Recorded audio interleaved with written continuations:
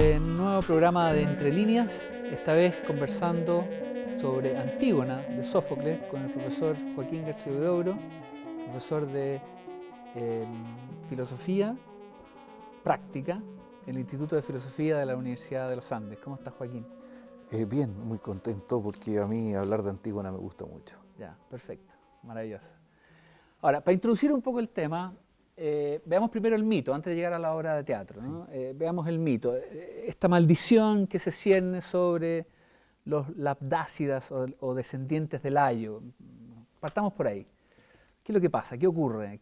¿Cuál es la historia en dos palabras? No, la historia en dos palabras es que Layo le encargan el cuidado, la educación de un joven y lo termina corrompiendo en caso de pedofilia. Y le viene la maldición de que su hijo lo va a matar a él y se va a casar con su mujer, con la mujer de Layo. ¿Y esa maldición va a continuar en sus mismos hijos? Por eso, su hijo te va a matar, tu hijo te va a matar y se va a casar con tu mujer. No, pero a su vez en los nietos. Bueno, es una familia maldita, claro. Es una familia maldita. Y la historia de Antígona muestra que es una familia maldita. Porque después, bueno, se cumple eso, la historia de Edipo, ¿no es cierto? Sí. Nace Edipo, Layo lo manda a matar, no lo matan, llega a otro lugar, y cuando Edipo escucha esta maldición que pesa sobre él, la conoce en el santuario de Delfos, de Apolo, sale arrancando para no casarse con su madre ni matar a su padre, que le parece que en realidad eran adoptivos. Y se encuentra con un hombre en el camino, pelean, lo mata y mata a su padre. Y llega a Tebas y por X historias termina heredando el trono de Tebas y casándose con la viuda, que es su madre. Tienen 4 hijos. Y cuando averigua toda esta verdad terrible, esto se cuenta en Edipo, se saca los ojos y emigra a Colono. Y las hijas se portan muy bien con él. Lo acompañan. Y los hijos se portan mal. Y él maldice a sus hijos. Y les dice a Polinices y a Teocles, ustedes van a darse muerte recíprocamente combatiendo por el trono de Tebas. Ya, o sea, es una maldición que viene del abuelo, pero a la vez entre ellos se van maldiciendo. Exacto, sucesivamente. Claro, es un espanto. Bueno, está lo de Edipo en Colono y el ciclo, al menos de las obras que nos queda, termina con la historia de Antígona, ¿no es cierto? Que parte justamente con la lucha, el enfrentamiento de los Habiendo dos hermanos. Terminado esa lucha, los 2 hermanos muertos, y Creonte, el nuevo rey, tío de ellos, manda que el que luchó por la ciudad, el que murió defendiendo la ciudad, reciba todos los honores. Porque se habían puesto de acuerdo los hermanos, sí, un año gobiernas tú y otro yo, y no cumple uno, entonces el otro se enoja, hace una alianza con los argivos, Argos era enemigo de Tebas, y va a atacar su propia ciudad para recuperar el trono que él piensa que le pertenece. En cambio, dice Creonte, el que murió luchando contra la ciudad, su cadáver debe quedar insepulto. Y eso para los griegos era horrible. Para un segundito, sí. Pero entiendo que mueren simultáneamente, se matan simultáneamente. Se matan recíprocamente, me imagino una lanza, no está. Ahora, ¿por qué era tan terrible para el mundo griego antiguo que una persona, un cadáver quedara insepulto? Por varias razones. Una, primero porque si el cadáver quedaba insepulto, el alma no podía entrar al reino de Hades a reposar, quedaba con una especie de alma en pena.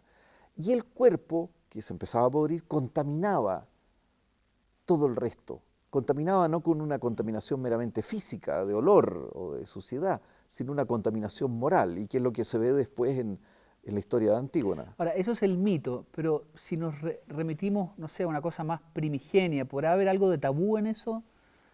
Primitivo. Bueno, es que tabú, ¿qué es lo que es tabú? Es lo sagrado, es aquello que no es objeto de disposición.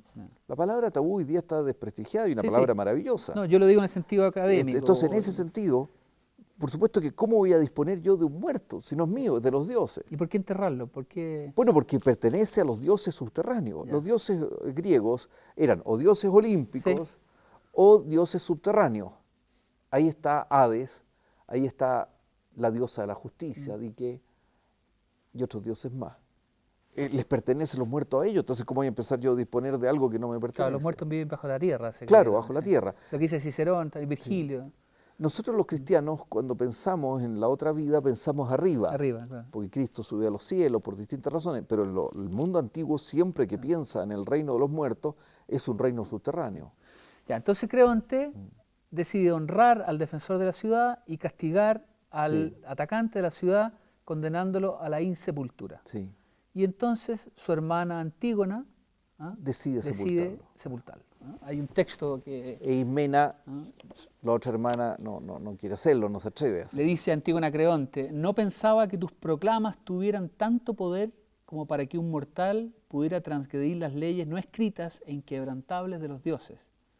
Estas no son de hoy ni de ayer, sino de siempre, y nadie sabe de dónde surgieron. No iba yo a obtener castigo por ellas de parte de los dioses por miedo a la intención de hombre alguno. Bueno, vamos a comentar más adelante este texto en profundidad, pero sigamos componiendo el lugar. Antígona decide darle sepultura, trata de que su hermana Ismena la acompañe, ella no quiere, se asusta, ¿y qué pasa? Que al final ella va a darle sepultura, primero las honras y después la sepultura, e Ismena se queda en la casa nomás, prefiere vivir. Claro. Y lo que le dice Antígona es, en el fondo, si tú haces esto, dejas deshonradas las cosas que honran los dioses.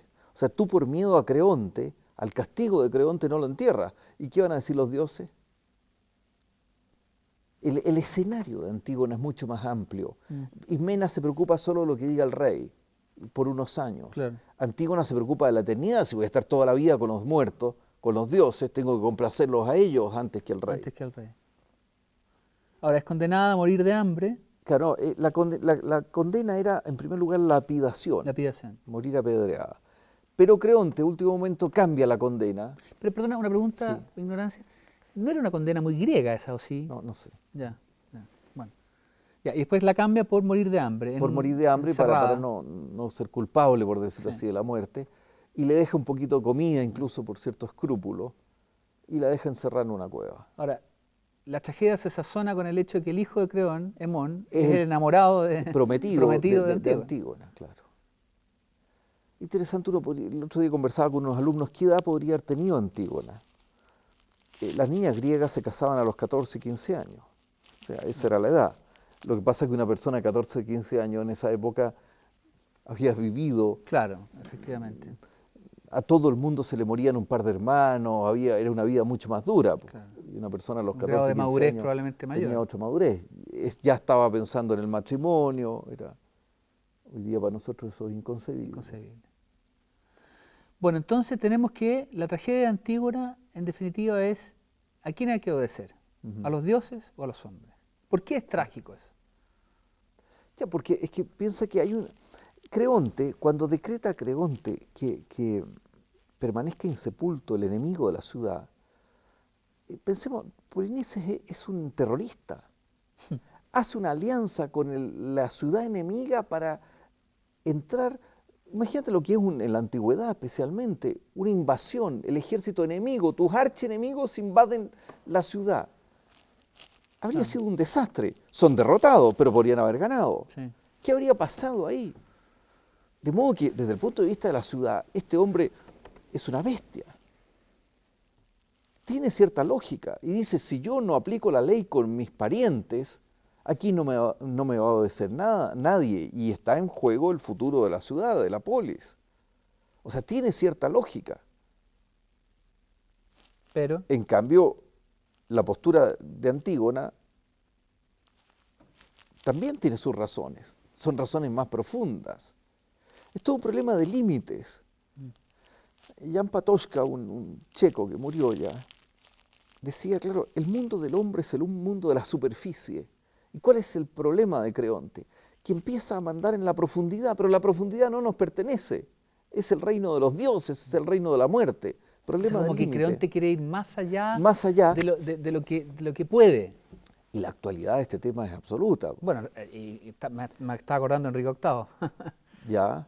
Bueno, por supuesto, ¿no? Y la actualidad en la política latinoamericana, ¿qué es lo que es el problema de los desaparecidos?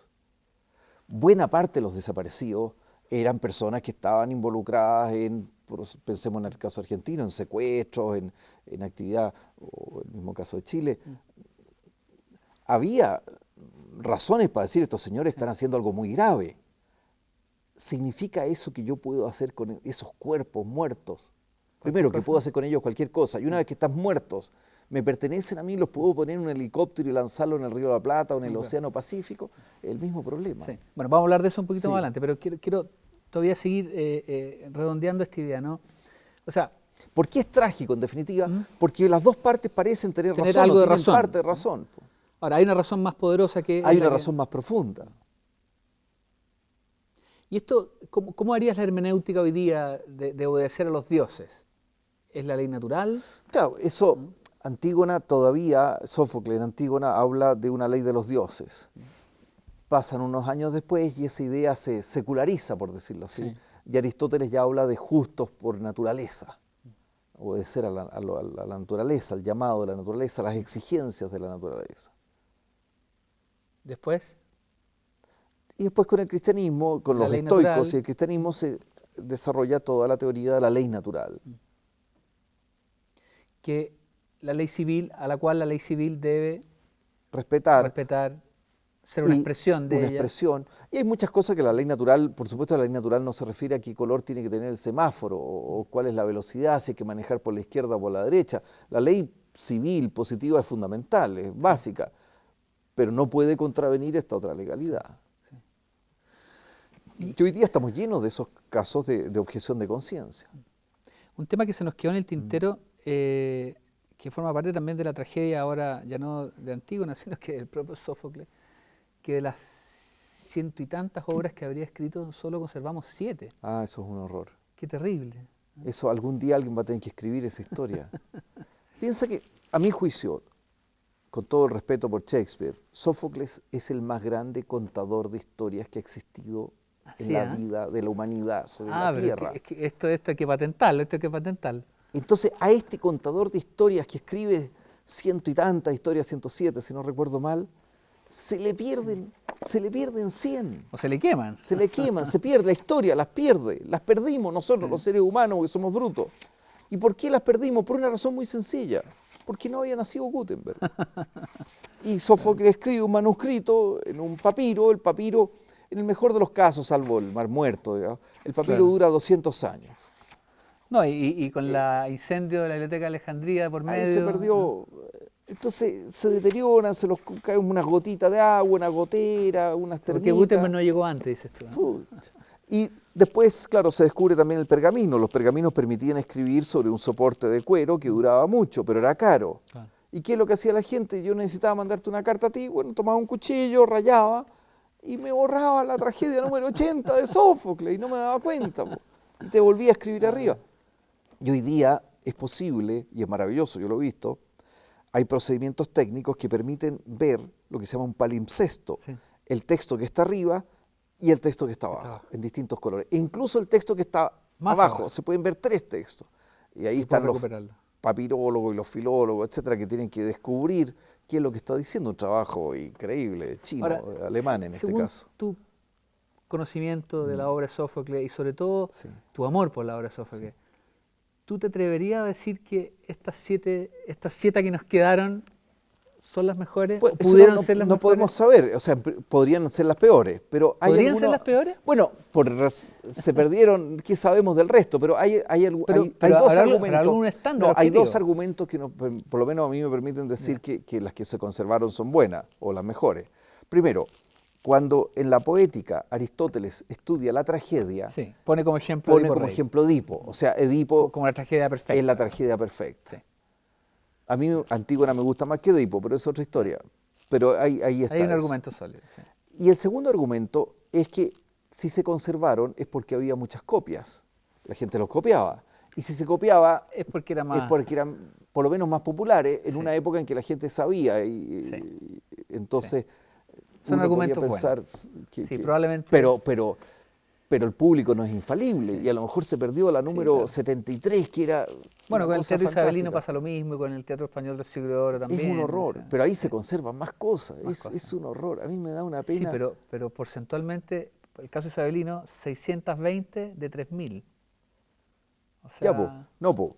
Se conservan más isabelino entonces. po. sí, pero de 3000. De 3000, pero bueno, 620. Lo otro es 7 de 107 más o menos, no me acuerdo. Y el kilo son 10, 12. No, terrible. Serán 30 entre los tres. Terrible, ¿no? terrible. Terrible. Bueno, vamos a ir a una pequeña pausa y volvemos. Estamos conversando con Joaquín García Huidobro sobre la Antígona de Sófocles.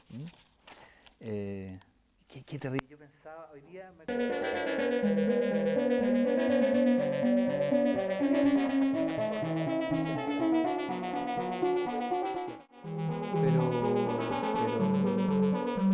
sabe mucho y habla y qué sé yo, excelente. Bien, continuamos con nuestra conversación sobre Antígona de Sófocles con el profesor Joaquín García Huidobro. Joaquín, hablemos un poquito de Antígona y Ismena. ¿En qué se parecen, en qué se diferencian, qué conflicto hay ahí? ¿Es Ismena cobarde y Antígona valiente o la cosa más compleja, digamos? ¿Qué dirías tú? A ver, Antígona y Ismena son hermanas, tienen la misma edad prácticamente. La misma historia. Y sin embargo, ante el mismo hecho, ¿entierro o no entierro a mi hermano que está ahí, que se está pudriendo, que se lo están comiendo los buitres? Ante ese mismo hecho uno dice yo lo entierro y la otra dice yo no lo entierro. ¿Cuáles son las razones de Ismena para no enterrarlo? Que está prohibido, que nos van a castigar, que somos mujeres, debemos obedecer a los hombres, que somos débiles, debemos obedecer a los poderosos. ¿Miedo? Claro, y que eso es imposible. Y tú estás intentando lo imposible y para los griegos la hibris, la soberbia, la arrogancia era un pecado muy grave. Pensemos en Ícaro y Dédalo, que construyen las alas para subir al cielo, al sol. Sí. Entonces esa es la defensa de ella. Pero claro, una defensa muy parcial, porque Antígona misma le muestra que Antígona es una mujer con su misma edad, con su misma educación, todo igual, y sin embargo lo hace. Entonces no me diga que es imposible. ¿Y Antígona qué razones le da? Bueno, primero que hay una ley no escrita, un mandato de los dioses que hay que cumplirlo, y el deber filial. Es mi hermano. ¿Cuál es la razón? Es que es mi hermano. Es mi hermano. Y ese es tuyo también, aunque no lo quieras, dice. Aunque no te guste que sea tu hermano, pero es tu hermano. Ahora, esto que parece tan humanamente potente, ¿ha sido criticado? Por supuesto. Bueno, ¿Sí? de partida, los nazis, por ejemplo, la crítica a los nazis a Antígona fue feroz. A ver, ¿por qué? Bueno, nunca supe eso. porque desafiaba el poder del Estado. ¿Quién era esta persona que en nombre de la conciencia o de los dioses venía a desafiar la ley del poderoso? Pero no solo eso, por ejemplo, Martha Nussbaum, una mujer socialdemócrata, digamos, una filósofa importante hoy día, considera que Antígona es insensible a las exigencias del afecto. ¿Cuáles serían esas en la obra? Por ejemplo, no se preocupa de Hemón, de su prometido. ¿Ya? Antígona, hay una frase que... O sea, una mujer como obcecada. Claro, que no le importa nada. Hay una frase que los manuscritos lo suelen atribuir a Ismena, pero que parece ser de Antígona por el contexto, que dice: oh Hemón, amado mío, cómo te deshonra tu padre. Ahí parece haber una frase en que Antígona se preocupa de Hemón, de su prometido, de su amado, pero uno dice, bueno, o dicen los críticos, usted es insensible, usted está preocupado solo de la exigencia de la familia, pero ¿y qué pasa con la polis? Usted es una egoísta. Por todos lados se la critica. Usted es un arrogante, se cree poseedora de la verdad. Hoy día, en una época relativista como esta, una persona que está dispuesta a dar la vida por una exigencia de la conciencia, porque Antígona desde el principio sabe, y Ismena también lo sabe, que esto se paga con la muerte, que aquí lo más probable es que va a terminar muerta. Como de hecho termina. Y como de hecho termina. Lo sabe perfectamente y lo hace. Y ¿Para ella es un problema de conciencia este? Sí, por supuesto. Dice, ¿cómo voy a dejar yo deshonradas las cosas honradas por los dioses? ¿Y cómo voy a faltar a mi deber fraternal? Sí, claro. Es que esto es un delito, sí, un delito, pero es un delito santo. Estás loca, déjame a mí, a mi locura, hacer esto que hay que hacer. Y será hermoso, y yaceré amada junto al amado por haber cometido un delito santo. Maravilloso. Ese diálogo inicial de las dos hermanas es fantástico. Sí. Pero claro, sobre la base de ese diálogo y otros, hay gente que mira a Antígona con ojos muy negativos. ¿Alguien más, aparte de lo que has nombrado? No, un montón de gente. Sí. Sí. ¿Es pensable una Antígona cristiana en un mundo cristiano? A ver, hay un elemento que no se puede dar en el mundo cristiano, que es el elemento de este destino fatal. Del fatum. El cristianismo mete la libertad. Y claro, eso hace que la lógica de la tragedia griega no pueda operar, pero al mismo tiempo se abre un mundo, porque la libertad te abre 1000 mundos. Po. Pero también, y de eso podemos hablar después, en un mundo cristiano es perfectamente posible porque está el drama de la conciencia. De hecho, en el propio mundo cristiano ha habido una gran cantidad de versiones modernas o no tan modernas de Antígona. Volvamos a las tragedias latinoamericanas de los 70. Sí. ¿Habría sido distinto si los militares sudamericanos hubieran leído Antígona? Sí, claro, por supuesto. Pero también si la izquierda radical hubiera leído Antígona. Los dos lados. Porque no solo... ¿Quién transgredió el límite? ¿El militar argentino que subió un cadáver al helicóptero y lo tiró en el Río de la Plata? Sí. Por supuesto. Pero una parte de las víctimas eran los que habían secuestrado a Aramburu, matado a Ricci. Es decir, esa idea de que yo por la revolución puedo hacer cualquier cosa y todo es bueno, porque hay una diferencia ahí, el tema da para largo. Sí. La derecha esconde los crímenes, la izquierda latinoamericana los glorifica. O sea, uno dice, no, si yo no lo hice, es que, bueno, ¿qué le voy a hacer? No hay otra manera. Las circunstancias, pero reconoce que es una cosa horrible. En cambio, los otros dicen, secuestrar al señor Aramburu, juzgarlo y matarlo, es un acto noble, bueno. Matar a Ricci, el dirigente sindical peronista, era algo que correspondía hacer. Es una glorificación. Por el bien de la patria. Por el bien de el famoso discurso del Che Guevara, claro, que puede morir toda la gente que sea, pero hay una diferencia muy significativa entre esconder el crimen y glorificarlo. Cuando tú escondes el crimen, lo estás reconociendo como crimen. Cuando tú lo glorificas, no lo estás llamando como crimen, al mal bien y al bien mal. Claro. ¿Ya? Es todo horroroso, todo es horror en esta historia, es un espanto. Ahora, entonces, para los dos es importante la idea de límite. ¿Qué es lo que viene a decir Antígona? Señores, hay un límite, hay una frontera, hay cosas que no se pueden hacer en ninguna circunstancia. O sea, y que ninguna circunstancia la justifica. Claro, y esa idea después la recoge Aristóteles en la Ética Nicómaco, el libro segundo, cuando dice que hay acciones que yo nunca puedo realizar en ningún contexto. ¿Ya? Ahora, o dice, por ejemplo, las razones que llevaron al Alcmeón de Eurípides a matar a su madre resultan ridículas. O sea, tú no puedes dar ninguna razón para matar a tu madre, no existe. No existe razón. Matar a tu madre es una acción que tú nunca puedes realizar. O Medea que mata a sus hijos. Claro. Ahora, desde el punto de vista de los familiares de las víctimas, a mí siempre me ha, ¿cómo decirlo? Veo alguna relación de Antígona con la situación de ellos, en el sentido de que a los muertos hay que enterrarlos. Pero por supuesto, ¿cuál es el drama terrible de las familias de los desaparecidos? Es no encontrarse.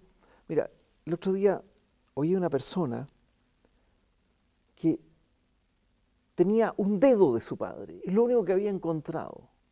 ¿Un dedo? Un dedo, este dedito chico, lo único que se había encontrado de su padre era... Pero bueno, por lo menos encontró un dedo. Hay gente que... Mucha gente en Chile, en Argentina, en Uruguay, no tiene ni siquiera un dedo. Eso es horrible.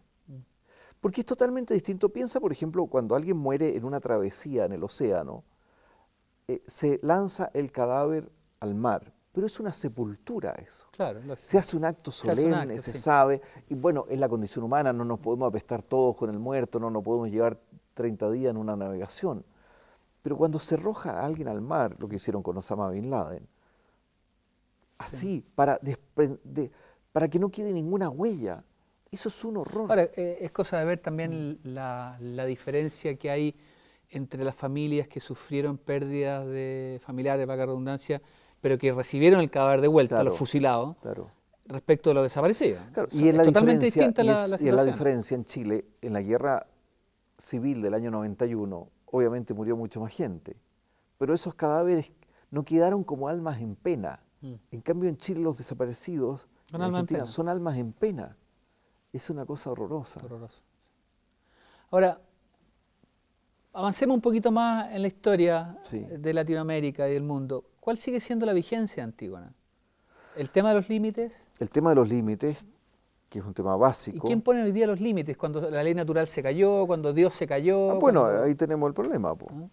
¿Quién pone los límites? ¿El poder, el poderoso? Es que eso ya no son parlamento? límites. Hoy día es que es un drama, ¿por qué? Porque hoy día se quiere mantener la idea del límite renunciando al fundamento del límite. Entonces dice, no, hay cosas que no se pueden hacer nunca. Y al mismo tiempo la misma persona dice, bueno, lo bueno y lo malo depende del consenso social. ¿Y en qué quedamos? Y si el consenso social dice una cosa distinta. ¿Y cómo solucionamos ese problema? Bueno, la única manera es decir, ¿qué nos diría Antígona? Tenemos que, compadre, recupere la idea del límite, llámelo como quiera, ley no escrita, ley natural, lo que sea. Bienes humanos básicos. Derechos humanos inalienables, pero hay cosas que no dependen del consenso. O sea, si el día de mañana nosotros nos ponemos de acuerdo, todos los chilenos, en que el debido proceso ya no tiene lugar, el debido proceso sigue valiendo. Porque las leyes morales, a diferencia de las leyes de la física, si en este momento yo tomo mis anteojos y los suelto y estamos en condiciones normales y mis anteojos en vez de caer suben, salgo en el diario, porque he derogado la ley de Newton.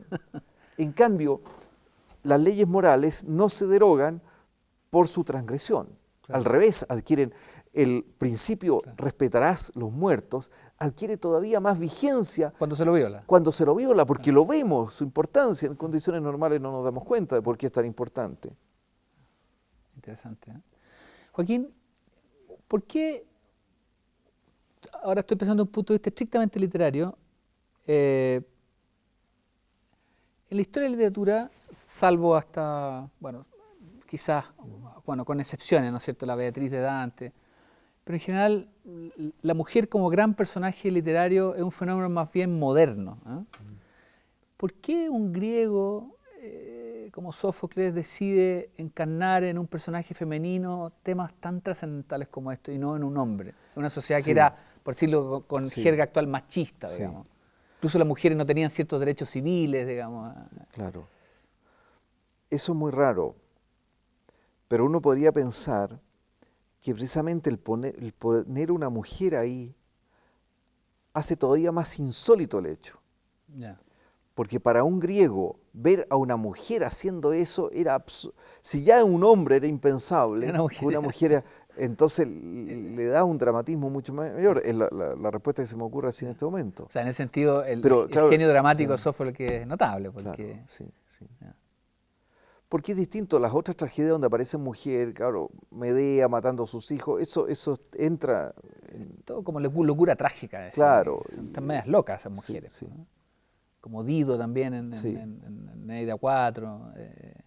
Es interesante que haya escogido una mujer, porque en general el gran héroe trágico es hombre. Claro. El héroe trágico, el error trágico, explica Aristóteles, es tal porque lo comete alguien como nosotros o superior a nosotros. ¿Por qué Edipo es tan terrible? ¿Por qué la figura de Creonte es tan terrible? Porque Creonte no es un mal tipo, porque es un muy buen tipo, es un hombre preocupado de la ciudad, es un rey que quiere ser buen rey, un buen gobernante, o trata de serlo.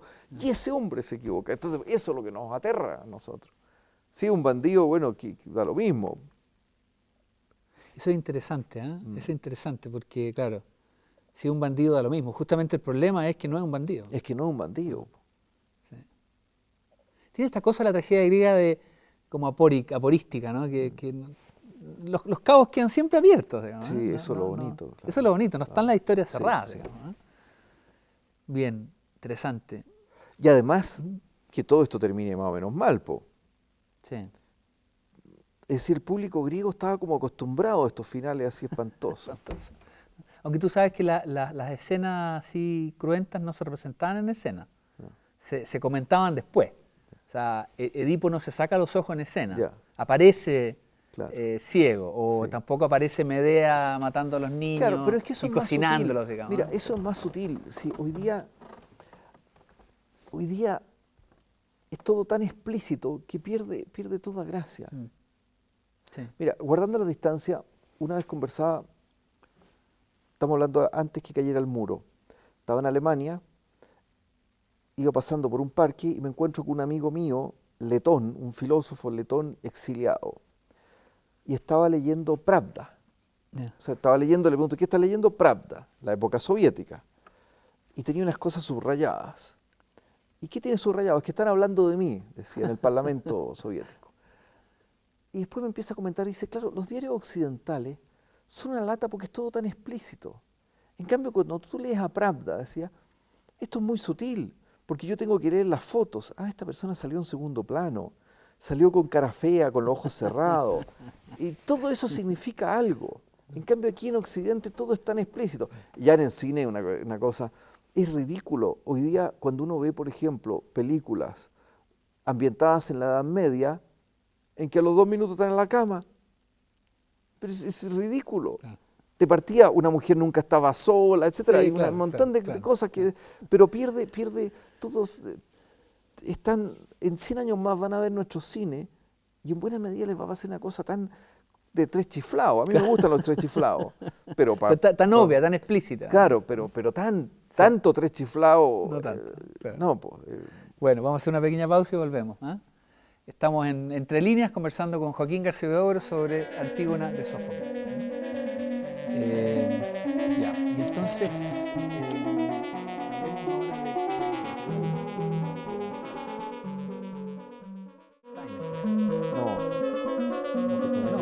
pero a propósito de ahí nos colgamos de que... No podemos hablar de la historia de Conte Steiner, de si ha pasado esto de Antígona en la realidad.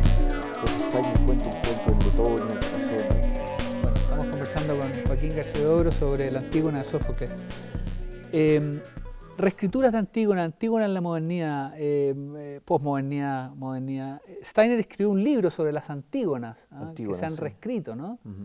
La de Anuil... Es que hay una cosa muy interesante, porque Edipo ha sido mucho más estudiado que Antígona, pero Antígona tiene muchas más versiones que Edipo, ha sido recreada muchas más veces. Sí. Eso es bien interesante. Ahora, el caso, por ejemplo, la de Anuil, que tú la acabas de citar, es terrible. ¿Por qué? Porque en la Antígona de Sófocles hay 2 muertos, uno está aquí honrado, el otro está allá deshonrado, se lo están comiendo las aves de presa, etc. En la Antígona de Anuil, el ejército argivo, cuando se retira, pisotea a los cadáveres y queda una mezcolanza tal que no se sabe quién es Polinices y quién es Eteocles. Y llega Creonte y dice, sea Polinices, sea Eteocles, a este lo honramos, a este lo deshonramos, o sea, la arbitrariedad. Claro, es el mundo europeo del siglo XX, y que ya el orden, hasta en el mal, se pierde, ya no se sabe quién es lo bueno, quién es lo malo, porque la física, la biología te impide, están mezclados estos 2 cadáveres. Hay una anécdota de Steiner de algo con Lituania, tú me contaste. Sí, en Letonia. En Letonia, cuenta una historia, en la Segunda Guerra Mundial, un joven está involucrado en la resistencia contraria a los nazis, y lo pillan, lo matan, lo dejan botado el cadáver en la calle y prohíben su sepultura bajo pena de muerte, todo exactamente lo mismo. Y la hermana del muerto, una niña totalmente apolítica, joven, decide enterrarlo. Y la pillan y la matan. Así que esa historia ha pasado. Antígona real. Una Antígona real, claro. Bueno, yo el otro día le contaba a los alumnos, hace un tiempo, un mes atrás, no sé, se me ocurrió releer la Medea de Esquilo. Y el lunes siguiente abro el diario y dice, mujer mata a sus 2 hijos por celos con su marido. Era la actualidad total. Increíble. Oye, pero Steiner en ese libro sobre las Antígonas omite a las Antígonas latinoamericanas, que son varias. A Steiner le falta lo más importante, porque la gran cantidad de Antígonas se hicieron en Latinoamérica. Claro. Pero esa es la ceguera europea del tipo que no ve más allá de Zúrich o de Berlín o de Londres, digamos. Una cosa, bueno, tú has estudiado esas obras, bueno, las hemos estudiado juntos, hemos escrito cosas juntos. Y son varias, en Argentina, en Perú, en Chile incluso. Ahí la más famosa es Antígona Vélez, de Leopoldo Marechal, una figura fantástica de Marechal, sí. Un hombre que tuvo la desgracia por razones políticas, él era peronista, cuando no había que ser peronista, entonces no ha sido suficientemente considerado. Y él escribe una Antígona en las Pampas argentinas, con gauchos, con indios, ambientada en el siglo XIX en Argentina. ¿Y podemos contar cuáles son las similitudes, las diferencias? ¿Tú te acuerdas? Sí, es muy parecida. Los temas son todos... Pero ahí el que hace Creonte es un hacendado, me recuerdo, ¿no? Sí, exacto. El que queda a cargo de la hacienda cuando muere el dueño de la hacienda. Y ahí la diferencia que ya se nota, probablemente Marechal no se da cuenta, pero la influencia del cristianismo, que es que la relación entre Antígona y Hemón es mucho más clara, más explícita, hay un enamoramiento más antiguo, etcétera, Sí. y se ve que ellos se han elegido en el mundo antiguo, en general papá y mamá se ponen de acuerdo con papá y mamá y usted se casa con usted y a esto le toca. En cambio hay más libertad Sí. en la Antígona. Ahora, esta Antígona... Y hay unas brujas. Hay unas Hay unas brujas, brujas, porque en el otro hay una adivina, pero aquí hay unas brujas. Pues, eso es. Ahora, esta Antígona Marechal es pre-dictaduras militares, Sí, porque claro, después las que se claro. escriben, las de Huerta, Gambaro, Cápona en Chile, Sí, sí. Villavicencio, Claro, claro. todas tocan Exacto. como tema o tienen como, no, sí, derechamente algunas como tema y otras como subtema Sí, o como causa, trasfondo, sí. todo como trasfondo, perdón, eso. ¿Cuál, Sí. cuál es la que a ti más te No, llama lejos la atención? mejor es la de Huertas en Argentina. Huertas, sí. Pero fantástica, del año 2000 por ahí. No, esa es buena, una Antígona tanguera. A mí me encanta la de Gambaro, pero bueno. No, a veces son intelectualismo posmoderno. La otra es una Antígona tanguera que aparece Borges, Evita Perón, con ritmo, tú sientes el bandoneón ahí, una cosa. ¿Y por qué le muy puso bien hecha. linaje de hembras? Tiene como subtítulo eso, Sí, ¿no? sí, no sé, Ya. pero Se llama Antígonas. Antígona, sí. Sí, Y claro, que aparecen muchas mujeres ahí. sí. Todo el tema además ahí aparece una figura interesante que es la peregrina embalsamada, que es una alusión a Evita Perón, porque Evita Perón murió Claro. y la pusieron en peregrinación sacándole provecho, una cosa espantosa, el provecho político que le sacó Perón y el peronismo al la cadáver amarraron a de un palo, Evita. parece, ¿no? No, no sé cómo, pero la llevaron por todos lados. Después llegaron los militares, la escondieron, se la llevaron a Italia, la enterraron en Italia, después se descubrió. Es decir, el cadáver de Evita es un cadáver muy traqueteado, ¿ya? Y que se ha abusado de él. Sí. Hoy día está en la Chacarita y está embalsamada. O sea, de nuevo, es la falta de respeto del cadáver porque no se deja que el cadáver se pudra. ¿Te fijas? Claro, claro. Es una cosa un poco distinta. Sí, interesante. Me estaba acordando también que en la Antígona de la Grisela Gambaro hay como una yuxtaposición de la obra de Sófocles con personajes e imágenes de Hamlet de Shakespeare. Entonces es una Antígona media ofeliada, ¿ah? Y Hemón es medio hamletiano, pero también creonte. ¿Ah? A propósito también del amor imposible, de la muerte del padre, Claro. ¿ah? Porque también juega Gambaro con ese problema de la muerte del padre. ¿Ah?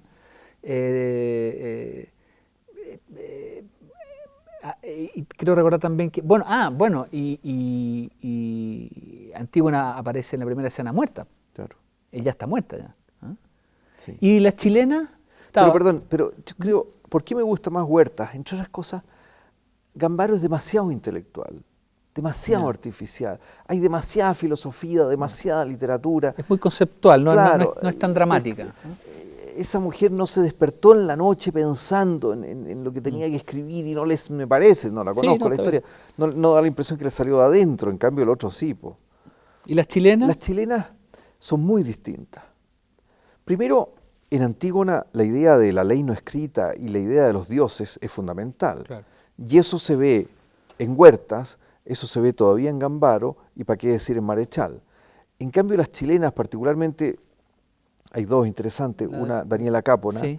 y la de Villavicencio, ahí la ley, los dioses están ausentes, la ley está ausente. Entonces, como el núcleo el puro la conflicto tragedia político casi, ¿no? es una cosa, está O sea, deconstruida. es el conflicto claro, político, pero desprovisto de trascendencia. Son unos muñecos los seres humanos ahí que están... la de Cápona es genial porque es una Antígona en 2 páginas, Sí. 1 y 2, y ahí está Antígona. Sí. No está Ismena, están solo, por decirlo así, Antígona y Hemón. Sí. Es totalmente distinta, están vivos, están hablando. Cabe la de Villavicencio, que es mucho más lírica, es mucho Sí, más rica sí, en su lenguaje, mucho más bonita. compleja. Adolece de esa falta como de trascendencia. De trascendencia, Es demasiado sí. inmanente. Ahora, lo que es un crimen ahí es que no se haya publicado la Villavicencio, está inédita. Sí, hay que publicarla. Sí. Buscar una editorial que se interese. Bueno, ¿y se puede seguir escribiendo Antígona? Sí, por ¿Tiene supuesto. sentido seguir escribiendo Sí, Antígona? sí, ¿Cómo la harías tú hoy día? ¿Cómo escribirías Antígona hoy día?